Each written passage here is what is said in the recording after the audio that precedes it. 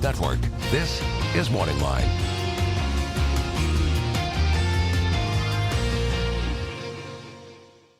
Good morning, everyone. Thanks for joining us on Morning Line. Nick Barris here on a Tuesday, and we have a good show on tap for you. I hope you join in the conversation.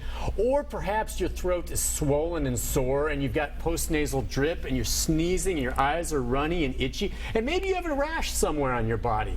That could all be linked, potentially. Leland, you feeling okay over there? Yeah, Leland's all right. So make sure all of us suffer to some degree of allergies, especially this time of year. So that's why you see we're doing seasonal allergies.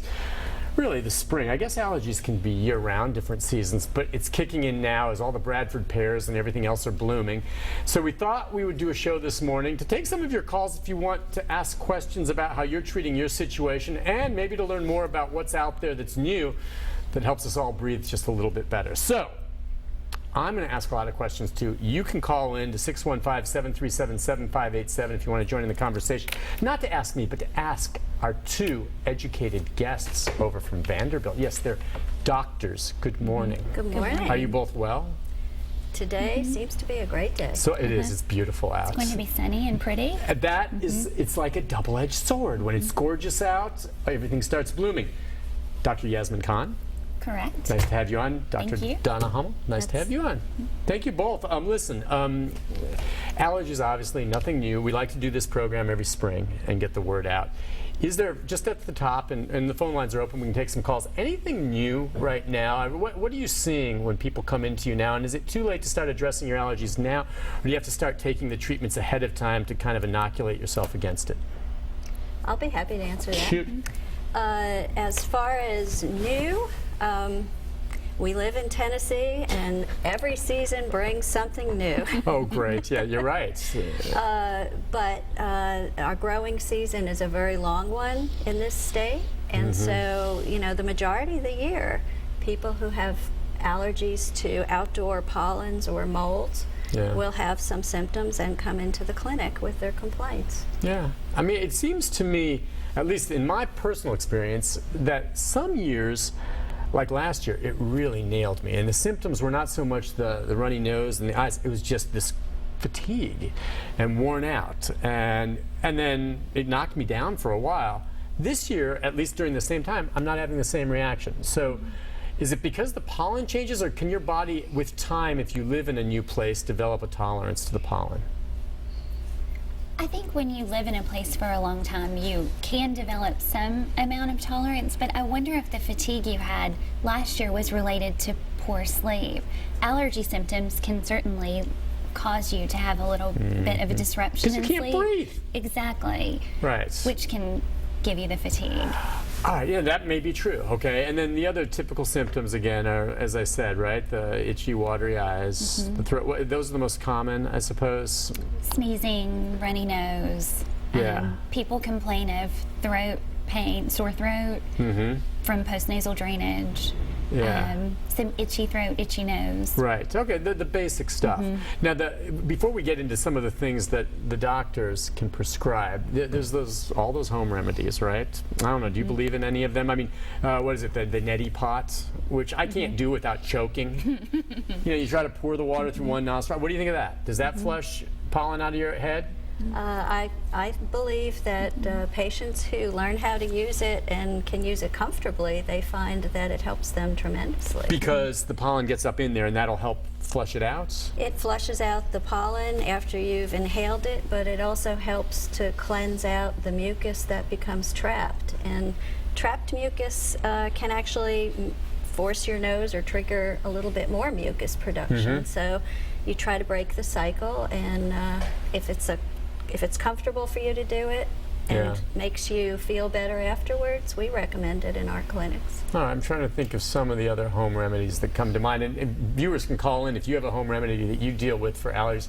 All right, I'm a beekeeper, all right, and some people swear by eating local honey that it helps. Now, my take on it is I believe my local honey, which I take, it helps. I don't believe local honey cures your allergies. Maybe some people will, but I mean, again, that goes toward maybe conditioning your body to be used to the pollen that's local, right? What do you think? Could there be anything to that? Honey? People definitely tell me that they feel better with local honey, Well, 'cause or it that their tastes good. children When you feel eat it, better. it tastes good, And yeah. I wonder if it has something to do with some soothing property. Right. Right, but there's no scientific evidence one way or the other of exposure to certain types of pollens through honey or anything else. I think part of the difficulty with that, at least on a scientific level, is that most of the pollens that people become allergic to are the ones that do not have attractive flowers, and their pollen is scattered by the wind. Great point. And that is not going to be the kind of pollen that you're going to find enriched by a beehive. Okay, Because I think that's, yeah. bees will collect the pollen that sticks to their body when they enter a flower. Right. And that's why, no one's explained it to me that way before. I think maybe they probably pick up some of that other peripheral pollen, but it's not the same pollen that's making us sick, is what you're saying. The majority of it is not the same pollen that makes people sick. Okay. And as far as just soothing your throat and things like this, the old standby, just like if you have a cold, gargling with salt water, stuff like that. Any other home remedies come to mind for either of you? Basic stuff people can do without taking anything that's a pill form or shots? The neti pot is really the Okay. saline rinse is the best one. Saline rinse, and then gargling. I don't know. Also, after I get done mowing the lawn, and it kicks up all this stuff, I'll just go in and take a shower to get it all. Okay, because you got pollen all over you, is that it? And don't leave the window open next to your bed at night. Because it feels great when it's warm and you've got the breeze, but you know what that's blowing in, right? Yeah. All right, let's before we get into some of the more medical aspects of this, let's take a call from Jackie. Jackie, good morning. Yes. Hey, Jackie, go ahead. I was wanting to know what causes and how can you treat allergies when it causes you to become hoarse for over a month, like you can't speak, your voice is real hoarse? Yeah. Look, I've lost my voice because of allergies before. Most often that's a result of chronic postnasal drainage, and that can be somewhat irritating to the throat, but also the fact that someone has drainage down the back of their throat, they often do a lot of throat clearing. I have that habit. I hope I haven't done it too much here, but it does irritate the vocal cords. Rinsing the nose is probably the most effective home remedy that you could do, using a salt solution that you can prepare with the devices that you can buy in a drugstore. The other things, though, are that prescribed nasal sprays can make a big difference, and some of those nasal steroid sprays are available now over the counter as well. Yeah, you mentioned that the nasal steroid sprays. When I've had that done before, it got so bad, and my business, I have to be on air talking. I had a cortisone shot in the butt. And that's, I guess that's supposed to be immediately starting to bring down the swelling, right? And they don't like to give you cortisone too often, I suppose. Correct. But boy, that worked. Cortisone shots? Well, what we understand about the way those anti-inflammatory steroid medications work is that they work very quickly. When it's an injection, it's going to your entire body, and that's not always good for every part of your body. Right. Putting it where it's needed in the form of a nose spray can make a big difference, although the effects are somewhat delayed when you put it on a surface like the lining of the nose. It may take you several days of use for you to notice that it's working. I want to hit on this because you made the point of saying prescription nose sprays, which I understand, work, the steroids. A lot of people, and I've had friends, and have gotten addicted to the over-the-counter nose sprays. And I'll tell you, when you can't breathe at night and you take, some of those over-the-counter ones, you spray it in there, it's like someone put a pipe cleaner in there. It's clean and you can breathe, but boy, if you do it more than 1 or 2 days, people get addicted and you cannot breathe without it. I think a ton of people use that stuff, and it's not a smart move. It's true. I think what you're talking about is Afrin and that family of nasal sprays. They are very effective for nasal congestion and work really quickly, but the problem with them is that when you use it repeatedly over several days, you have rebound nasal congestion that can be a little bit worse than the original. Oh, you feel like you're suffocating. Right. When you buy them, they say on the box, do not use, I don't think, more than 2 days in a row. I'm not sure exactly, but there are people, if you keep using it, it's bad news.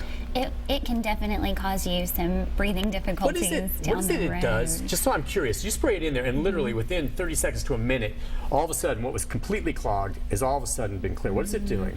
It's just taking down all the swelling. It just and instantly constricts everything, or it just shrinks everything? So it's not a Shrinks everything. steroid, though, or is it? It's not, no.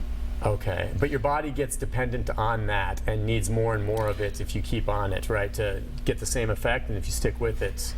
And the nasal steroids that are now over the counter and that are also prescription don't work like that. Okay. They ultimately have the same effect on nasal congestion, but they don't have the same problem with rebound Are they as congestion. immediate? They're not as immediate. So Okay. you have to be diligent and use them over every day over several days. Okay. It's not really an as needed medication, and I think that can be part of the confusion and why people don't get the best benefit from them, because they tend to use them on a shorter term as needed basis, Sure, and it just exactly. doesn't work that way. What are, just as we go to the break, we have to take our first break, what are some of the name brands of the steroidal type nasal sprays now that are either available over the counter now or still prescription? They're more well-known ones. So is Nasonex, Flonase, Nasonex, Nasacort, Rhinocort.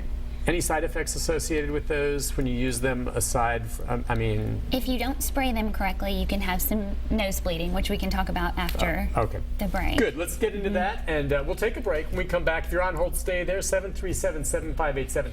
Talk about that and then some of the pills that are available now as well, and what we can do to treat you. And if you have any questions about your allergies or home remedies you use, I'd love to hear them. We'll be back with more right after this.